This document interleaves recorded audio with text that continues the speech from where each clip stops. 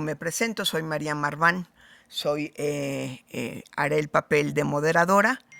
El tema de la mesa es usos, logros y retos de la transparencia en el fortalecimiento de la administración pública. Tenemos mucho tiempo y pocos ponentes, así es que podemos ser un poco más flexibles con el tiempo. Sin embargo, creo que sí sería bueno ceñirnos a los 20 minutos para no ir a aburrir a nuestro abundante y respetable público y a lo mejor abrir más tiempo para preguntas y respuestas, pero por supuesto si les faltan unos minutitos no habría problema, o si después quieren repreguntar entre ustedes, también pues tenemos esa flexibilidad, por supuesto. Este es, como sabemos, el 9º Congreso Nacional de Comexo, y le daría yo la palabra a Ricardo Román Gómez Vilchis. No me dieron ficha curricular, entonces si quiere usted mismo hacer una breve presentación de quién es, de dónde nos visita y por qué se ha preocupado sobre este tema, sobre todo. Bueno, muchas gracias, doctora, ante todo.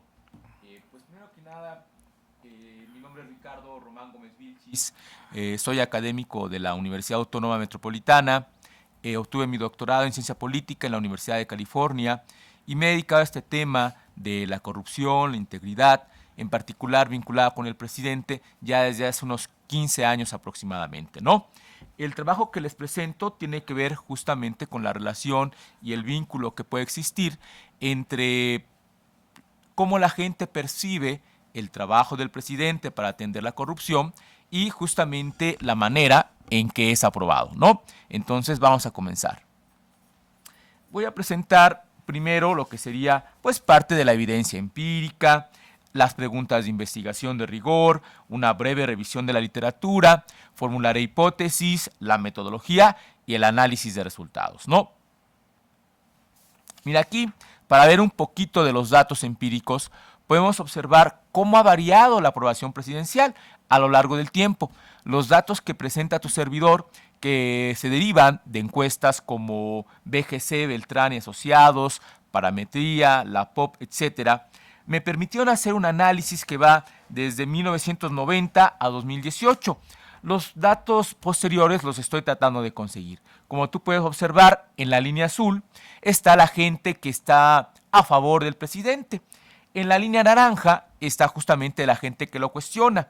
Y podemos observar que precisamente cuando son los años de las elecciones, la aprobación presidencial tiende a subir, ¿sí? Por ejemplo, en 94, 2000, 2006, y posteriormente hay un declive.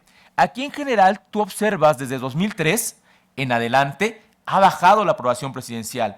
Cosa curiosa, datos que no tengo, que no te puedo presentar, a partir de la llegada de López Obrador va para arriba. Así, si tuviéramos todos los datos, observarías justamente un repunte bastante sustancial. Ahora mira, también aquí, la aprobación presidencial en este lapso que yo estoy analizando, por parte de la gente que es partidaria del presidente, es decir, que se identifica con su partido, es un 86%. La gente que critica al presidente le da un 43%. En la aprobación presidencial, tener 50% y arriba de eso es bueno. No es como las calificaciones de 1 a 10 y que 8 es bien, ¿no? Aquí con que tú obtengas 55, 56, ya arriba de 60, estás bastante bien colocado.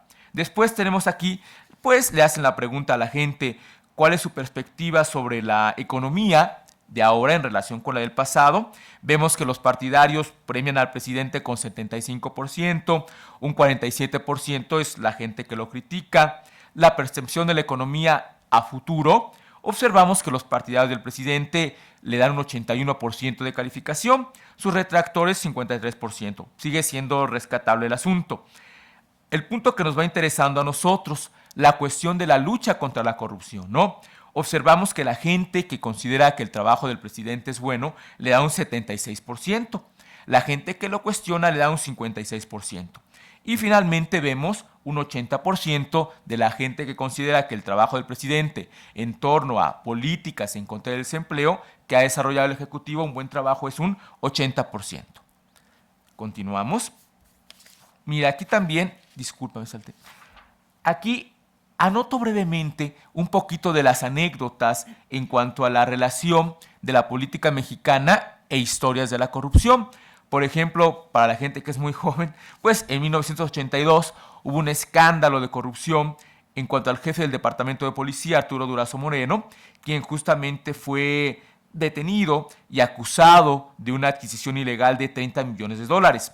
La historia continúa de la misma manera, en ese sentido negativa. En 87, Jorge Díaz Serrano es director de Pemex, fue sentenciado a 10 años de cárcel, acusado por enriquecimiento ilícito. Una historia muy que sigue contemporánea hasta nuestros días, ¿no? En el caso del 95 con Raúl Salinas de Gortari, hermano del expresidente, pues también fue arrestado y acusado de malversación de fondos por 181 millones de dólares. Y finalmente ahora el caso más reciente de Peña Nieto con Emilio Lozoya, que se vuelve a repetir la historia de corrupción. Ahora, aquí podemos ver, esta gráfica es interesante, cómo está variando la aprobación presidencial, es la línea de color azul, y la línea roja es la serie de denuncias, de quejas de personas en torno a los servidores públicos a nivel federal. Estos datos son recabados por la Secretaría de la Función Pública. Puedes observar que corren de manera paralela la mayor parte del tiempo, pero al final observamos que la aprobación presidencial va hacia arriba y el índice de demandas, que es la línea roja, va hacia abajo, ¿no? Que lo cual conserva cierta lógica, ¿no? A mayor corrupción, pues mayor castigo hacia el presidente, ¿no? Entonces, continuamos. Aquí tenemos las preguntas de investigación. ¿De qué forma varía el impacto de la percepción sobre la integridad del presidente para combatir la corrupción en la aprobación presidencial? Si yo considero que el presidente no hace un buen trabajo en materia de corrupción, que no es íntegro, lo voy a castigar. Vamos a ver si esto se cumple. La siguiente pregunta. Si la percepción sobre la integridad del presidente para combatir la corrupción afecta a la aprobación presidencial, ¿este impacto será mayor o menor después de las elecciones de 2000? Vamos a ver que después de las elecciones de 2000 pues hay muchas expectativas sobre el trabajo del presidente, sobre entender problemas que no se habían resuelto, y vamos a ver si esto hace que el impacto de la percepción sobre la corrupción sea mayor o no. Ahora aquí observamos pues algunos conceptos claves. ¿Qué entendemos por corrupción? El abuso del poder confiado para beneficio privado. Esta es una definición utilizada por Transparencia Internacional. También, con mayor detalle, algunos investigadores han señalado que la corrupción involucra a funcionarios públicos que explotan su cargo para promover su interés personal en lugar del público. Continuamos. Las determinantes de la aprobación presidencial. Estos trabajos inician por ahí de los años 70 en los Estados Unidos. En los Estados Unidos, la variable que se considera clave para ver si la aprobación presidencial es afectada es la economía. Si tienes mayor desempleo, se castiga al presidente porque se considera que no hace un buen trabajo, ¿no? Si tienes inflación alta, también se le castiga al presidente. Otros personajes, otros académicos han considerado que más allá de los indicadores objetivos es la percepción que yo tengo de lo que pasa con la economía del país y la economía propia. En el caso de otras naciones, otras democracias emergentes como la nuestra, se ha empezado a utilizar este enfoque tratando de agregar variables más cercanas a nuestro contexto, ¿no? Hay un trabajo bastante interesante de Arce en 2003, donde él encuentra que en Perú, cuando los ciudadanos evalúan al presidente, además de los factores económicos, se considera también las políticas antiguerrilla. Ese trabajo se enfoca mucho a la época de Sendero Luminoso, donde se observa que según los resultados que se obtienen para combatir o atender la guerrilla, aumentaba o disminuía justamente la aprobación presidencial. Otros autores como Saller y Guedes examinan justamente la exposición de los medios en Brasil para ver si esto afecta la aprobación del presidente. En el caso de tu servidor, yo presento este par de hipótesis a partir de sendos mecanismos. El primer mecanismo yo lo llamo efectos corrosivos de la corrupción. La aprobación presidencial es sensible a la variación de los escándalos políticos, ¿no? También es sensible a la corrupción de los funcionarios, también es sensible al trabajo que desempeñan los servidores públicos, ¿no? Cuando tú vas a obtener una licencia o hacer un trámite y observas que el servidor público te trata mal, observas que te pide una mordida, pues obviamente tú vas a considerar que el trabajo que se está haciendo a nivel macro tiene cierto efecto a nivel micro y tú vas a castigar a las autoridades, ¿no? Por eso, la hipótesis que formulo es la siguiente. Un aumento de una percepción negativa sobre la integridad del presidente para combatir la corrupción disminuye la aprobación presidencial. El siguiente mecanismo al cual yo me refiero es incremento de expectativas por la propia transición de 2000. En la mayoría de las democracias jóvenes, los ciudadanos esperan muchos atributos del régimen democrático. Esperamos libertad, igualdad, progreso, votación, elecciones, cultura de derecho y combatir la corrupción, según algunos autores. El régimen autoritario previo es el referente y a ese régimen autoritario lo vinculamos con situaciones de corrupción. Por lo tanto, con el nuevo régimen democrático esperamos que va a atender dicha demanda. Y así planteo la siguiente hipótesis. Los efectos de una percepción negativa del manejo de la corrupción por parte del presidente, poca integridad del Ejecutivo en la aprobación presidencial, son más fuertes después de la elección de 2000 que antes de la transición. A partir de la democratización, los ciudadanos tienen mayores expectativas del compromiso del presidente para atender este problema. Ahora vamos a ver algunos datos y metodología. Son 43 encuestas nacionales del 90 a 2018. Tengo la oportunidad de analizar 5 administraciones, el número de entrevistas. Algo que es importante, te preguntarás, ¿cómo se mide la aprobación presidencial? Generalmente le preguntan a la gente cómo usted considera, evalúa el trabajo del presidente, ¿no? Y te dan por ahí una escala de 1 a 10 o de 1 a 5. Esa fue la pregunta que utilicé. Y para medir lo que sería la situación de la percepción de la corrupción, la pregunta que utilicé era la siguiente. ¿Usted considera que el presidente está haciendo un buen trabajo íntegro para resolver el problema de la corrupción?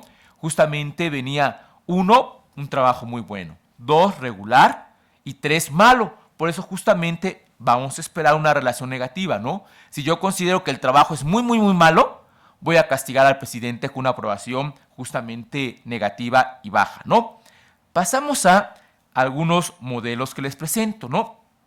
Mira, aquí dividí mis observaciones en 2 periodos, antes de la elección de 2000 y después de la elección de 2000. Mi variable dependiente, como te mencioné, es cómo la gente aprueba al presidente, si le da una buena calificación o le da una calificación mala. En esta variable independiente que yo considero clave, que titulé poca integridad del presidente, puedes observar que antes de las elecciones de 2000 se tiene un coeficiente de negativo 0.49. Es decir, cada vez que yo considero que el presidente hace un trabajo malo en relación a la corrupción, cada vez que aumenta un puntito ese trabajo malo, yo lo castigo en la aprobación con menos 0.49, ¿sí? Ahora, ¿qué pasó después de las elecciones de 2000? Observamos que hay un negativo 0.65, que justamente era lo que nosotros esperábamos. Como hay mayores expectativas después de la elección de 2000, se espera que vas a castigar más al presidente. Después tenemos otra serie de variables, ¿no? La percepción sobre el aumento del desempleo. Obviamente, si considero que el desempleo ha aumentado, pues castigo al presidente, ¿no? Después tenemos otras 2 variables, la cuestión de la economía. Si yo considero que la economía de ahora es buena, pero que será incluso mejor en el futuro, pues premio al presidente, ¿no? Antes de 2000 lo premiaba con 0.38, después de 2000 con 0.45. Visión de la economía retrospectiva es más o menos la misma historia. Y la identidad partidista. ¿Qué significa esto? Si, por ejemplo, el presidente es de Morena y yo me identifico con Morena, pues voy a premiar al presidente, ¿no? Si el presidente es del PRI y yo justamente me identifico con el PRI, también lo voy a premiar. Aquí encontramos, cada vez que yo me identifico con el presidente, con su partido, voy a tender a premiarlo. Y pasamos ya a la siguiente tablita. Mira, estos coeficientes que yo te acabo de presentar, tú me dirás esa diferencia que había entre uno y otro, ¿qué tan importantes son en términos estadísticos? En estadística existe una prueba que se llama igualdad de los coeficientes. para ver si esa diferencia realmente es importante o es una diferencia que obtuviste por una cuestión de suerte, por decirlo de alguna manera sencilla, ¿no? Esta pruebita me permite identificar que en la variable que me concentré, que era la integridad del presidente, esa diferencia, déjame regresarme tantito, que teníamos de punto 49 a punto 65, resulta que sí es significativa, como lo podemos observar en esta pruebita. Ahora mira, ya casi terminamos porque vamos bien en tiempo.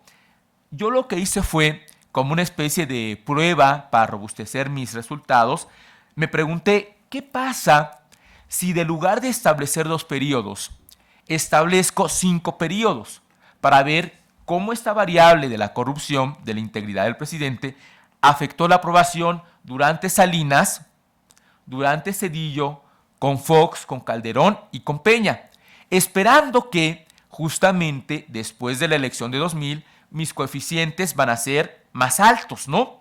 ¿Qué pasaba con Salinas? Esta variable que se incluyó tenía un impacto de negativo 0.46. Con Zedillo hay un aumento de negativo 0.53. Y aquí viene lo interesante. Mira con Fox cómo hay un saltote de 0.53 que teníamos con Zedillo a 0.74 que teníamos con Fox. De hecho, con Fox es donde se obtiene el coeficiente más alto, ¿no? Lo cual tiene cierta lógica, porque justamente es cuando la gente tiene un cierto encanto por el cambio de régimen, porque bien o mal llega un partido distinto al PRI.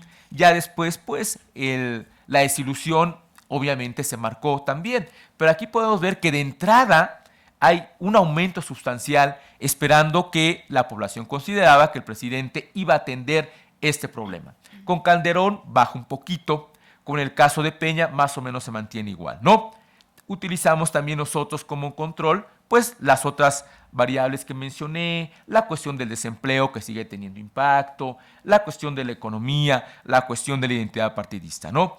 De hecho, no te presento otros datos, pero también se debe de incluir variables como el ingreso de cada persona, ¿no? Variables sociodemográficas, también el género, también la edad y también la educación.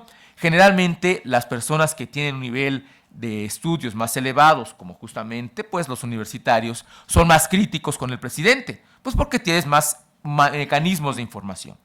La gente que, por ejemplo, que te diré, tiene un nivel de ingreso alto, pues también tiende en ocasiones a ser más crítico con el presidente, ¿no? Ahora, pasamos nosotros a esta pruebita que quiero que observes. Esta pruebita que hice, aquí trato de ver si esos saltos que encontramos nosotros, de Salinas a Zedillo, de Zedillo a Fox, de Fox a Calderón, en cuanto a la variable de la integridad del presidente, si resultaba significativo o no ese saltito, ¿no? Y puedes observar que en la mayoría de los casos el salto fue significativo. No se diga en el caso de Zedillo a Fox, que recordarás que pasó de 0.53 a 0.74. En el caso de Calderón a Peña, recordarás que se pasó de 0.60 a 0.63, era un saltito pequeñito, por lo tanto esperábamos que no iba a ser significativo, como ocurrió. Y ya casi para terminar, para ser respetuosos con el tiempo, mira aquí las conclusiones.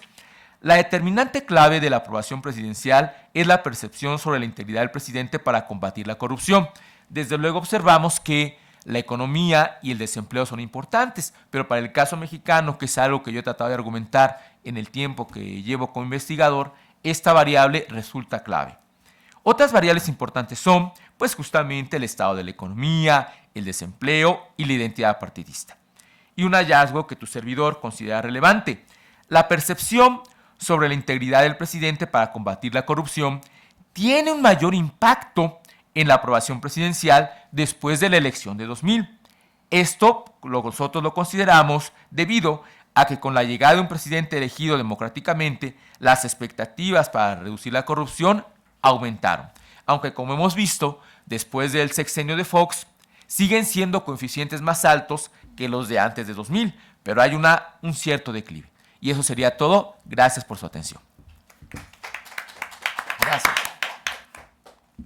Muchísimas gracias, más que en tiempo, así es que ni siquiera tuve necesidad de moderar. Le agradecemos muchísimo a Ricardo Román por esta presentación de esta investigación, que claramente es una investigación que ha venido haciendo en el tiempo, donde lo que podemos ver es un uso, un aprovechamiento, vamos a llamarle así, de una serie de encuestas de percepción que evidentemente él no las hizo y no las financió, no lo quiero decir en demérito. Los investigadores rara vez tenemos dinero para financiar una investigación y menos a nivel nacional, pero cada día más tenemos encuestas que pueden estar a nuestra disposición y que pueden nutrir muchas de nuestras investigaciones. Creo que es el caso de esta investigación y que por ese solo hecho, por supuesto tiene muchos méritos la investigación, pero por ese solo hecho creo que nos da muchas pistas de la nueva investigación que podemos hacer en las ciencias sociales. México, a diferencia de muchos otros países, fundamentalmente de Estados Unidos, es relativamente nuevo en hacer este tipo de encuestas. Encuestas electorales, encuestas de aprobación del presidente en Estados Unidos las podemos conseguir desde principios del siglo pasado.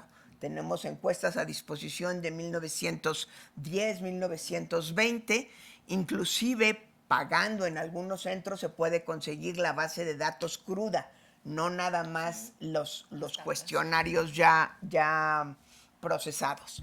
Pero pues da mucha ilusión, a mí me da mucha ilusión como persona dedicada a las ciencias sociales, aunque hoy me dedico más a cuestiones de derecho, con todo y que soy socióloga, saber que podemos tener a nuestra disposición esas bases de datos. A mí me sigue preocupando, y ya lo platicaremos a la hora de las preguntas y respuestas, que nos basemos tanto en cuestiones de percepción. Tenemos probablemente que empezar a encontrar, obviamente no es una crítica a Ricardo Román, creo que es una crítica en general, tenemos que empezar a encontrar ciertos correctivos en el planteamiento de su investigación. Nos habló de impunidad, nos habló de funcionarios acusados, muchos de ellos no llegaron a juicio, muchos de ellos sus juicios fueron anulados, llegaron a la cárcel, estaban detenidos de manera preventiva, pero a la hora de acabar el juicio fueron declarados inocentes. En fin, creo que es un problema que nace desde hace mucho y bueno, habiendo sido yo comisionada de acceso a la información, creo que también la aprobación de la ley de transparencia puede haber influido en estas percepciones, pensando que era una varita mágica que iba a resolver muchas cuestiones, y pues lo que ya sabemos es que no hay varitas mágicas en la legislación de ningún país, no nada más de México.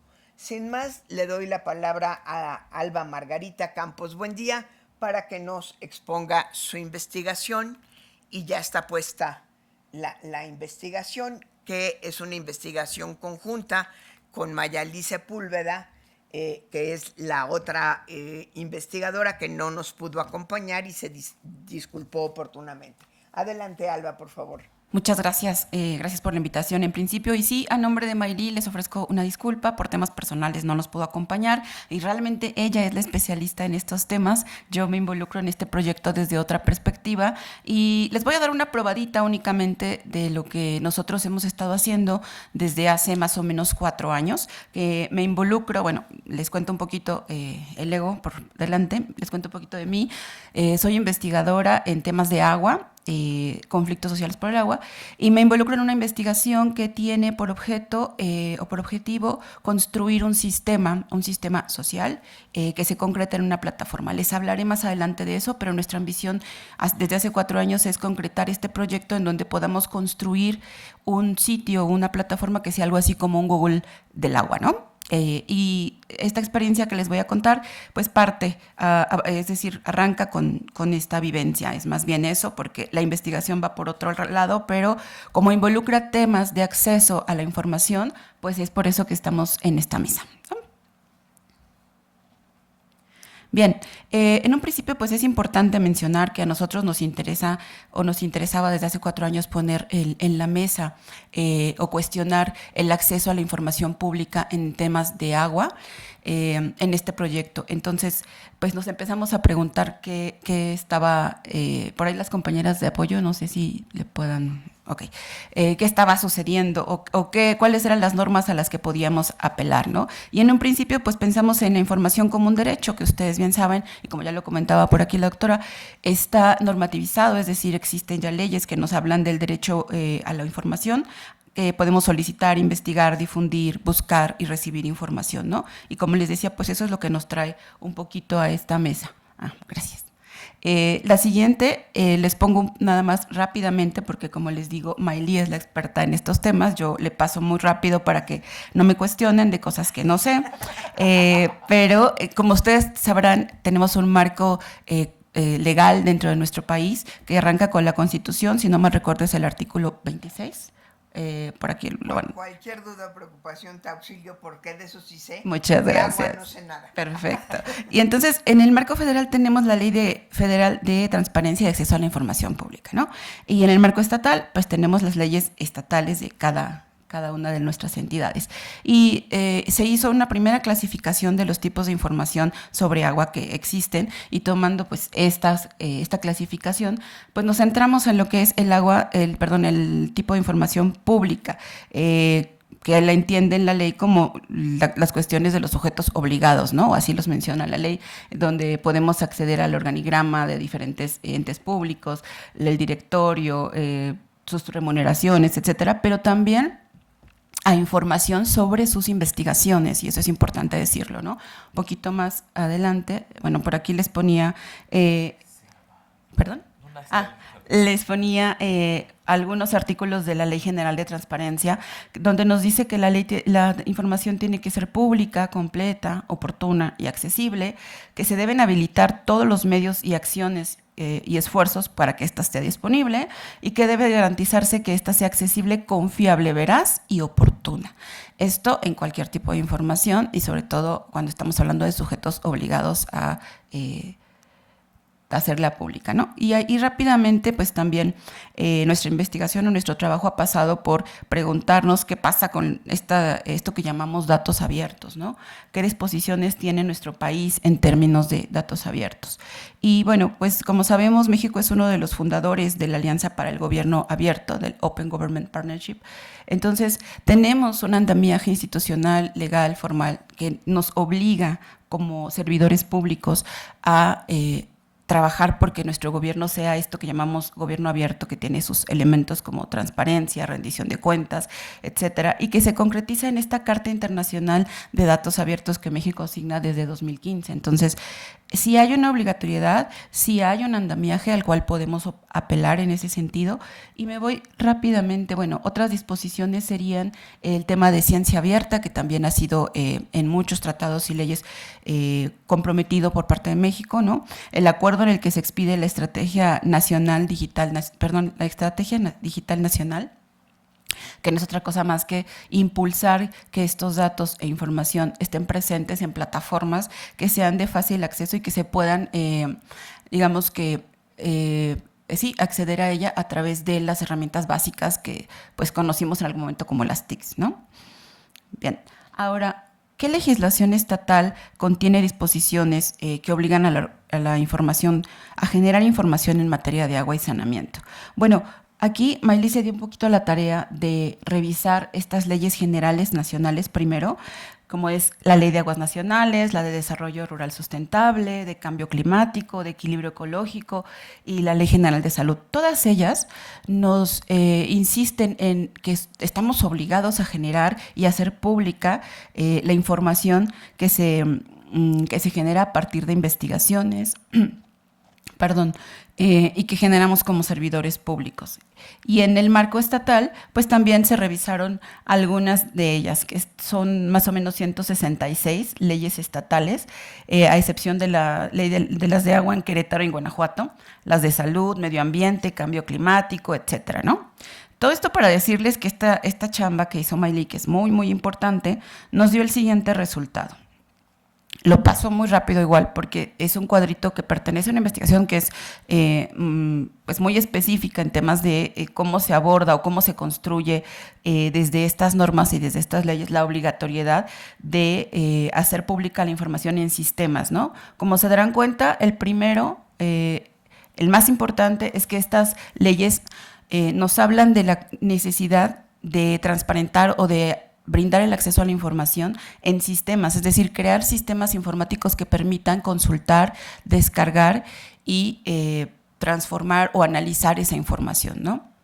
Eso es lo que nos ofrecería un sistema. Después están los atlas de riesgo, que serían como para consultar meramente esta información, sin la posibilidad necesariamente de que ésta sea digamos, transformada o analizada, sino que ya se ofrecen tablas, cuadros, mapas, ¿no? Para una consulta. Inventarios también del uso y la calidad del agua, en ciertas leyes aparecen. Estadísticas como las que comentaba el compañero, ¿no? En qué variables se involucran para el manejo del agua, el control de la calidad del agua en ciertos aspectos, por ejemplo, en la parte industrial. Esto es muy importante, no solo en el acceso o en el tema del agua como, digamos, como bien, sino qué hacemos después de eso, ¿no? ¿Dónde vaciamos nuestras descargas? A lo que le conocemos como saneamiento. ¿Qué hace la industria con eso? Bueno, ahí en total hay 8 normas o leyes que nos dicen se tiene que declarar, se tiene que enunciar qué está pasando con esa información y ponerla pública. Bueno, entonces es una gran cantidad de normas las que se revisaron y de ellas al menos hay 155 que nos dicen que se tiene que brindar el acceso o se tiene que generar un sistema, un método para que esta información sea pública y de acceso abierto, ¿no? Bien. Ahora sí les voy a platicar un poquito de la experiencia con esta investigación que llamamos Sistema de Información Unificado sobre Agua y Cuencas en México.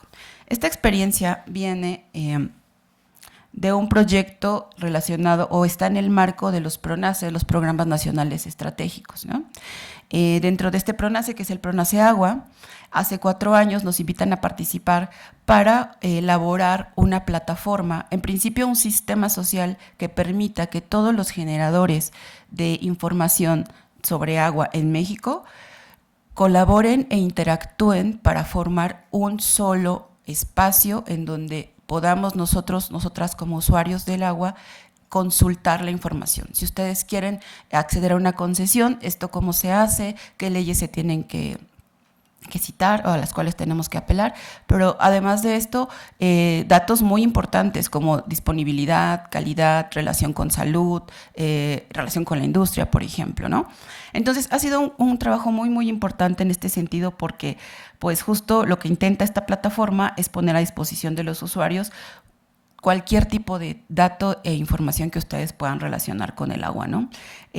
A partir de mapas, de una biblioteca que funciona como un repositorio en donde se integra información de universidades, de centros de investigación, de servidores públicos, etcétera. Incluso tenemos cooperación internacional con algunos de los institutos que trabajan información sobre agua fuera del país. Entonces, ha sido bastante bien recibido el proyecto.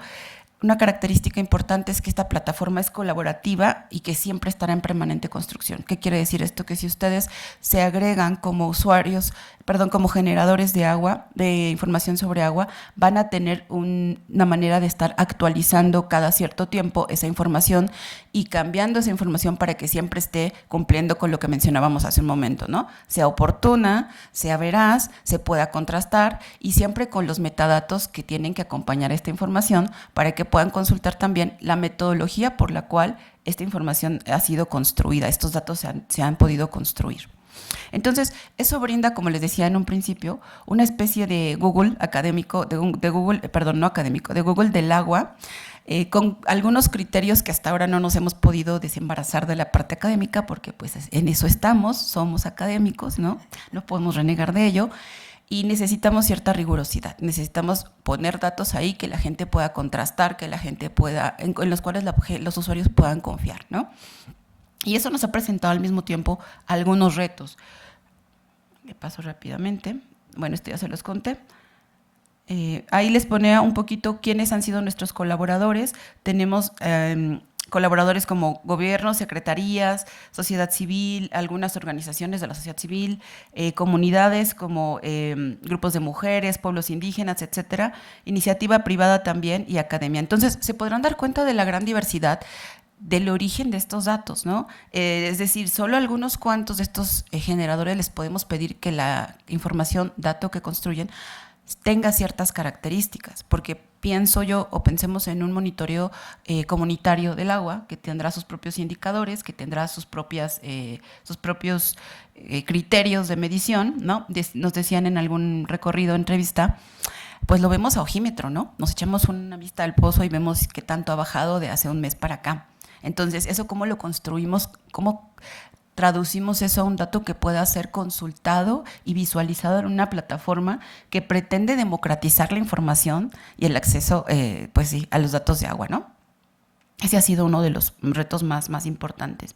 Entonces, les decía que pueden encontrar temas diversos como calidad, concesiones, mapas de zonas hidrogeográficas, de acuíferos subterráneos, etcétera. Ahí les dejo la página, pueden consultar, es parte del Ecosistema Nacional de Datos, entonces va a estar pública ahí.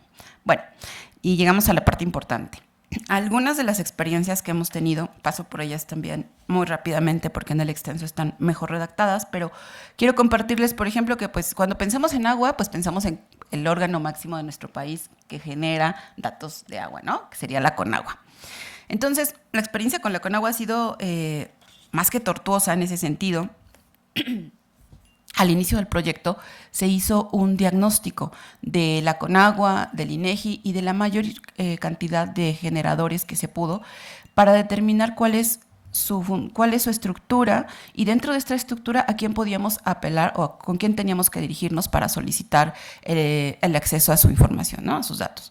Bueno, en el caso de Conagua estaba en medio de una reestructuración muy importante en donde pues no había claridad sobre en dónde recaía la responsabilidad, a pesar de que en el papel cumplen con conformar un comité de transparencia de interior de la organización. Entonces tienen un comité en el papel, digamos, a donde se puede consultar. Y nuestro asesor pues lo hizo, consultó, nunca recibió respuesta y cuando recibimos respuesta, esta fue, pues es que no sabemos quién integra el comité, ¿no? Entonces, pidan la información a cada una de las subsecretarías, a cada una de las regionales estatales, y entonces eso se vuelve un entramado burocrático tan pesado que hasta el día de hoy no tenemos mucha respuesta acerca de la información y de las metodologías por las cuales Conagua construye ese dato. ¿Qué tuvimos que hacer? Bueno, ahí dimos un poquito la vuelta, y lo que está en la página, que sí es, digamos, datos públicos y abiertos, pues es lo que hemos podido integrar de Conagua, ¿no? Y esta no solo es nuestro reto, nuestra imposibilidad, sino también de cualquier usuario que quiera emprender un proyecto relacionado con el agua. Cualquier persona que quiera pedir una concesión o hacer una perforación tiene que tener el dato y lamentablemente ese dato en las bases de Conagua muchas veces tiene un retraso de 10, 15, 8 años, ¿no? Entonces, con esos criterios, pues ya no estamos cumpliendo con lo que les explicábamos un poquito más al principio, ¿no? Que esta información tiene que ser no solo pública y abierta, sino oportuna y veraz. Sobre todo en términos de agua, no podemos pensar que este dato es estático, porque todo el tiempo los acuíferos se están moviendo, se están recargando, se están vaciando, entonces esos datos incluso de hace 3 meses, pues ya no nos sirven, ¿no? Bueno, eso para hablarles un poco de Conagua. Ahora, les hablo del IMTA, que ha sido una otra experiencia. Ahí sí, a mis colegas del IMTA les hacemos un reconocimiento porque a pesar de que tienen muchísima información, y ahí es otro reto importante, mucha de ella la han hecho en parcerías, en cooperación con entes privados, lo que nos ha imposibilitado poner esa información en la plataforma porque necesitamos otro tipo de mecanismo por el cual no arrastremos esa responsabilidad de poner datos privados, datos sensibles, digamos, personales, en una plataforma pública, ¿no? Y entonces ahí la estrategia ha sido pues un poco artesanal. Hemos tenido que trabajar con el equipo del IMTA para testar, se le llama esto, es decir, censurar algunos datos personales dentro de los propios documentos y así de esta forma permitir que esta información, sobre todo de estudios sobre acuíferos particulares, pagados por empresas. Estos no han podido salir a la plataforma pues por esta situación que les decía, ¿no? Se tiene que cuidar el dato y sobre todo también por temas de propiedad intelectual e industrial. Entonces ahí tenemos también otra barrera, otro reto que hemos tenido que trabajar para sortear. Y esa ha sido la forma, darle la vuelta y trabajar con los que tenemos y censurar lo más que se pueda o trabajar haciendo un testado para que estos datos puedan aparecer en la plataforma. Esto es un trabajo, como les decía, pues muy artesanal porque no tenemos, ni tampoco el IMTA lo tiene, el personal necesario para hacer esa chamba, porque son muchísimos estudios. Pero bueno, en eso estamos con el IMTA. Y con el INEGI, por el contrario, la verdad es que mis compañeros del INEGI son el ente que genera información sobre agua, que tiene la mayor cantidad de datos e información disponible. Y aquí quiero señalar también que tienen altos estándares de transparencia, ¿no? Ellos tienen también su propio organismo de transparencia, tienen mecanismos para que si uno no encuentra la información que está buscando, la pida puntualmente, tienen una muy buena atención de las subdirecciones. Y digamos que ahí el único, pero que vimos en el momento del diagnóstico sería que, dada la gran cantidad de información y datos que tienen disponibles, a veces se vuelve un poco complicado ubicar en ese universo la información puntual sobre el agua, ¿no? Entonces, esto ya nos va dando una idea de por dónde va la contribución de este sistema que queremos que estamos ya construyendo. Este es el último año del proyecto y que se está construyendo pues así, ¿no? De manera colaborativa. No es tener un mundo de información, sino tener la información puntual, saberla organizar y saber dirigir al usuario hacia el rumbo, hacia la plataforma donde puede encontrar eso. Es decir, si ya tenemos un SINA en en Conagua, que organice este tipo de información, pues no se trata de que nosotros reproduzcamos al SINA o que nos encimemos en sus funciones, sino que dirijamos al usuario hacia allá, hacia una plataforma que ya tiene ese dato específico, ¿no? Entonces, pues ese ha sido algunos de los retos con los actores en cuanto a la UNAM, porque lo tengo que decir, estoy aquí.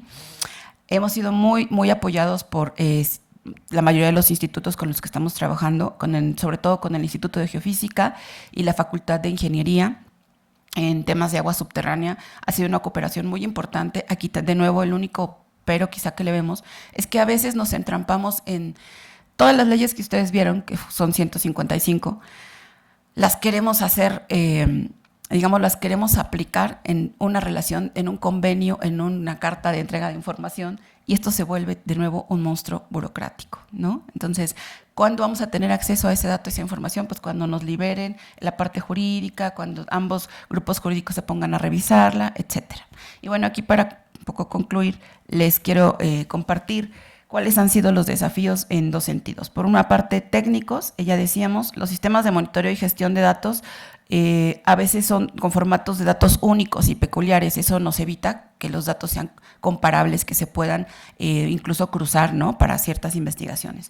Existen múltiples normas incompletas o incompatibles para el almacenamiento e intercambio de datos. Entonces, por un lado tenemos una norma que nos dice estos son sujetos obligados, pero hay otra norma que nos dice, pero como trabajan con entes privados, pues ahí tenemos que guardar la información por un periodo de tantos años hasta que para proteger su derecho a la propiedad intelectual o a la propiedad industrial, ¿no? Entonces, a veces tenemos esas cuestiones. La incapacidad de divulgar y mantener datos de una manera accesible para todo el mundo. Y digamos en la parte, esto tiene que ver con la parte técnica, porque a una hora después de que ya la plataforma está en funcionamiento, nos queda el reto de ¿y dónde anidamos esa plataforma tan pesada en términos digitales, ¿no?, técnicos? El CONACYT es quien va a quedarse como, host de esta plataforma, pero todavía están resolviendo el tema de cómo hacer que ese gran Google del agua funcione y no se desactualice, y por el contrario, seguir invitando a los generadores de información a que colaboren haciendo periódicamente una revisión de la información que tienen ahí y la puedan actualizar, ¿no? Y en cuanto a los desafíos políticos, que son bastantes, aquí solo les enuncio algunos. pues obviamente desacuerdo sobre cuál es la prioridad, ¿no? Hay instituciones que compiten o se desconectan diciendo, pues no es mi responsabilidad, aquí está el órgano de transparencia o aquí está el comité de transparencia, platíquenlo con ellos y nosotros seguimos, ¿no? Como somos académicos, como somos investigadores, pues a nosotros no nos toca ese tema. Y pues no, lamentablemente, pues aunque seamos investigadores y que seamos académicos, somos funcionarios, ¿no? O la ley así nos mira, entonces tenemos la obligatoriedad de hacer pública nuestra investigación y sobre todo si esta fue financiada con recursos públicos, ¿no? En nuestro caso de CONACYT. Bueno, hay vacíos en materia de políticas, por ejemplo, y solo por citar un ejemplo, nada contra, pero la nueva ley de Ciencias y Humanidades, ¿no? Ahí tiene todavía algunos vacíos en ese sentido que podemos tener una otra charla para criticarlos. El concepto de que los datos son poder, por lo tanto, no se comparten tan fácilmente, ¿no? Porque existe todavía esta idea de que les puede restar fuerza como grupo académico o como ente privado incluso, ¿no? Algunos, pensemos en qué haría Bonafont si la obligamos realmente a transparentar sus datos en la parte del agua, ¿no?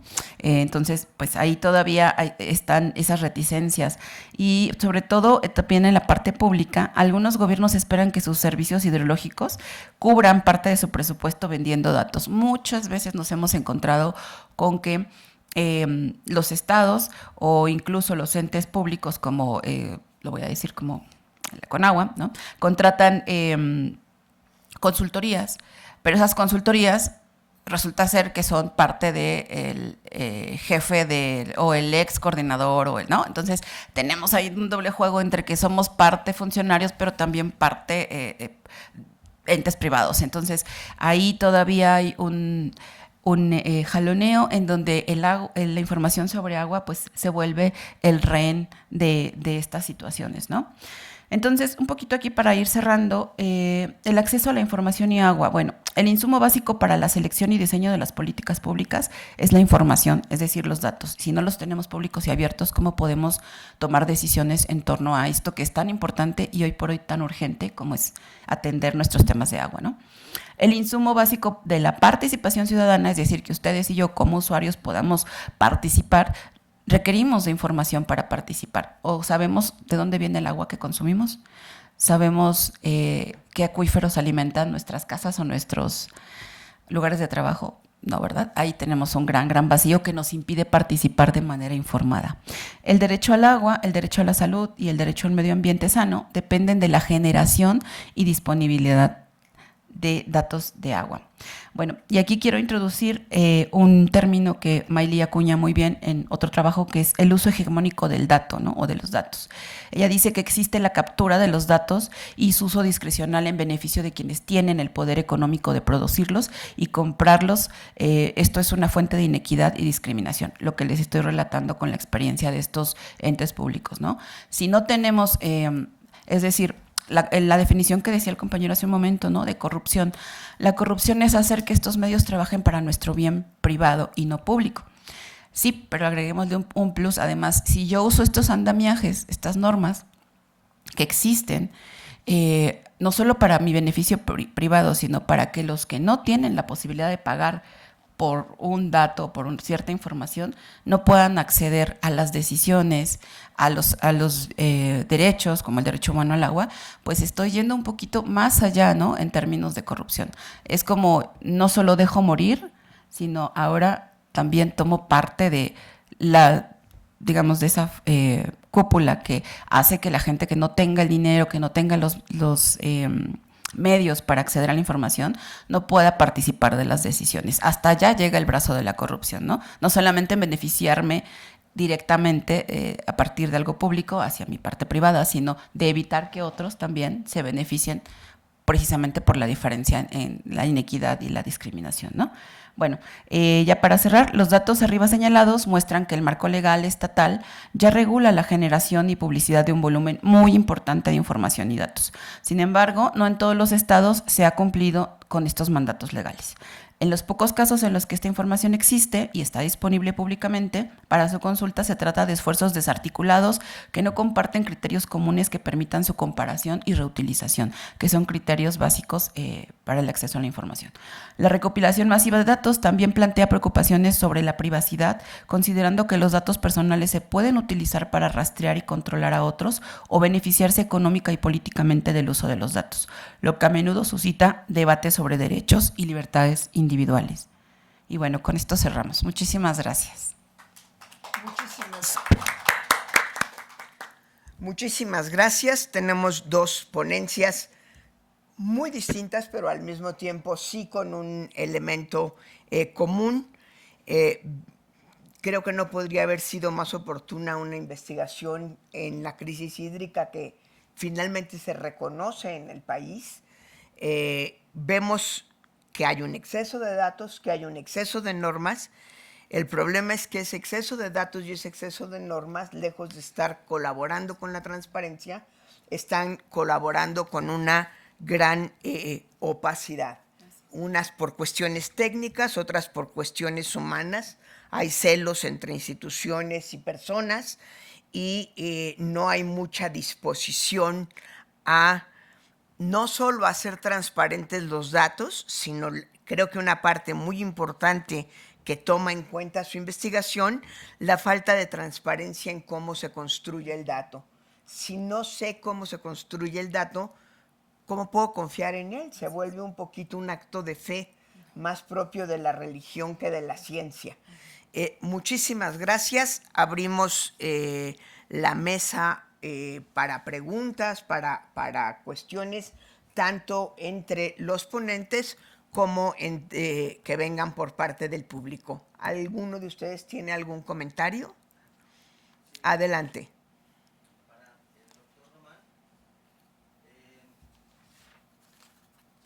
Entiendo que las valoraciones que hacen los ciudadanos que son críticos andan alrededor del 50%, ¿verdad? Un poquito abajo en general, o en promedio. Y se decía en la presentación que alrededor del 50% de aprobación es un buen número. Aceptable, sí. Aceptable. La pregunta aquí es, ¿esto cómo se interpreta si en México, país, tenemos la tendencia a valorar positivamente el desempeño del presidente en comparación con otros países, por un lado? Y por otro lado, se dijo que los datos son nacionales. Entiendo que se puede asumir que hay diferencias regionales, ¿no? Yo asumiría que no es lo mismo el sur del país que el norte del país en términos de formación, información, acceso a los datos para construir percepciones sobre la integridad del presidente, que es, entiendo, la variable que explicaría el comportamiento de estas valoraciones. ¿No se hicieron cortes de análisis por regiones del país? ¿O esto cómo lo podríamos entender? Esas serían las dos preguntas.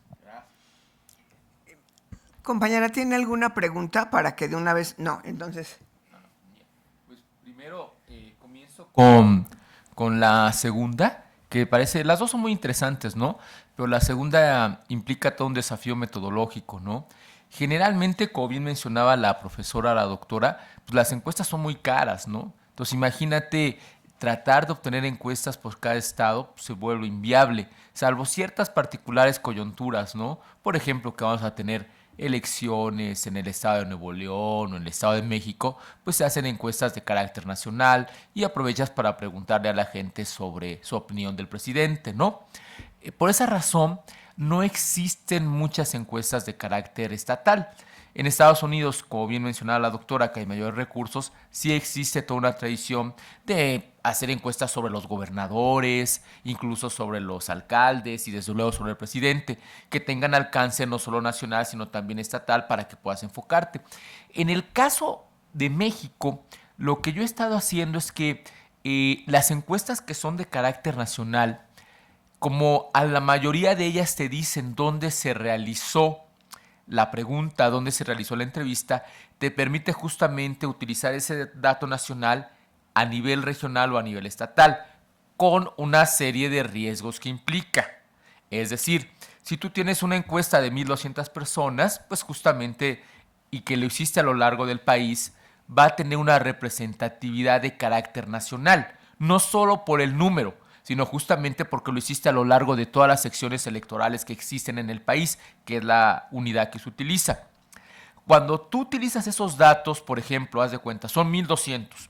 Y yo tengo que te diré, de esos 1,200, imagínate que en la Ciudad de México son 200 o 300. Es un número grande, pero tienes que hacer una serie de estrategias, estadísticas, para que ese dato que no es representativo a nivel de la Ciudad de México, lo presentes como tal. Es decir, si a mí me interesa de qué forma la Ciudad de México aprueba al presidente, aunque tengo 1,200 datos en general de todo el país y hay 300 que se concentran en la Ciudad de México, hay un cierto riesgo de que yo asuma, de que infiere correctamente, de que esos 300 son representativos de la Ciudad de México. Generalmente, ¿qué es lo que haces? Vas a utilizar, por ejemplo, una serie de ponderadores, ¿sí? Consciente de que tus 300 observaciones de la Ciudad de México no representan a toda la Ciudad de México, ¿sí me explico? Y que el muestreo que se te hizo fue para todo el país, vas a ver, pues justamente en la Ciudad de México, ¿qué te diré? El porcentaje de mujeres de tal nivel socioeconómico es tal, ¿sí? El porcentaje de hombres de tal nivel socioeconómico es tal, para que puedas inferir con un cierto margen que esos 300 datos te permitan asumir algo sobre la Ciudad de México. ¿Sí me expliqué, no? De hecho, tu servidor, tengo un trabajo en el cual estoy analizando y examinando estos datos que tengo, que son 36,000 observaciones, los trato de desagregar a nivel del Estado. En el caso de la Ciudad de México, en el caso del Estado de México no tengo grandes problemas porque casi siempre el muestreo se concentra en esta población. Pero en el caso, por ejemplo, de estados como Tlaxcala, como Querétaro o, por ejemplo, Yucatán, que son distantes, tienes observaciones pequeñitas, tienes muy poquitas observaciones. Entonces, tu trabajo de investigación tienes que anunciarle al lector que en tu trabajo hay limitantes como esas, ¿no? Que tu trabajo no es representativo a nivel estatal, pero que a pesar de ello tratas de subsanarlo con ciertas estrategias estadísticas, consciente de que, ¿cuál sería la palabra? Convives con esas limitaciones, aunque no las superas del todo, ¿no? Ahora, la otra pregunta que tú hacías, que era interesante también, esta cuestión de la valoración, ¿no? Como tú señalas y como tu servidor ha indicado, en general a los presidentes mexicanos no se les ha evaluado mal, ¿sí me explico, no? En relación, si lo comparamos con otros países que tienes, por ejemplo, 30% o 20%, no les ha ido mal. Claro, salvo el caso de Enrique Peña Nieto, que tú sabes que llegó a tener 12% de aprobación. El más bajo de toda la historia, desde luego, como bien señala la maestra, ¿no? Entonces, aquí lo que yo te mencionaría es que, así como tenemos nosotros países que han evaluado al presidente con mayor rigor que el nuestro, hay otras naciones, por ejemplo, ya es que el primer ministro de la India incluso es el que tiene más aceptación de todo el mundo, ¿no? Aquí lo que yo te comentaría es que son contextos diferentes, no del todo comparables, ¿sí me explico, no? También obedecen a la propia historia, a la problemática de cada nación. A lo mejor que te mencionaré, en un país como, estoy pensando, que siempre evalúe alto a los presidentes, ¿no? Por ejemplo, de la India, que últimamente está súper alto, ¿no? No significa que ese 70% sea del todo comparable a un país donde tienes diferentes fuerzas políticas, donde tienes, por ejemplo, mucha competencia electoral y que vas a tener a lo mejor un presidente con un 45%.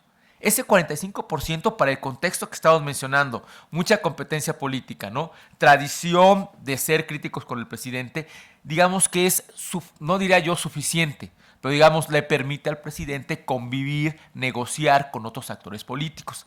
Es decir, ese 75 y ese 45% hay que tomarlos con pinzas, ¿no? Porque como tú bien mencionas, son historias y contextos diferentes. Aquí yo, nada más para concluir, tomaría más que nada en cuenta la tendencia que tiene la aprobación presidencial en ese país, ¿no? A lo mejor tú tienes a alguien, siempre llega a 70, 75 y de repente te llega alguien con 62. Y ya sabes, pues, es malo en relación a su contexto previo, pero en relación a otras naciones, un 60% te coloca por encima de la mayoría de otros presidentes, ¿no? Entonces, para evaluar justamente y tratar de comparar, no solamente sería comparar este país con otro, sino ese mismo país a lo largo de cómo ha sido la tendencia de esa aprobación para tener justamente una visión mucho más amplia, ¿no? Espero que sí haya contestado a tu pregunta, que fueron bastante interesantes. Gracias. ¿Alguna otra pregunta o algún otro comentario? Pues agradecemos muchísimo la presentación de sus ponencias y damos por concluida esta mesa. Muchísimas gracias a todos. Buenos días.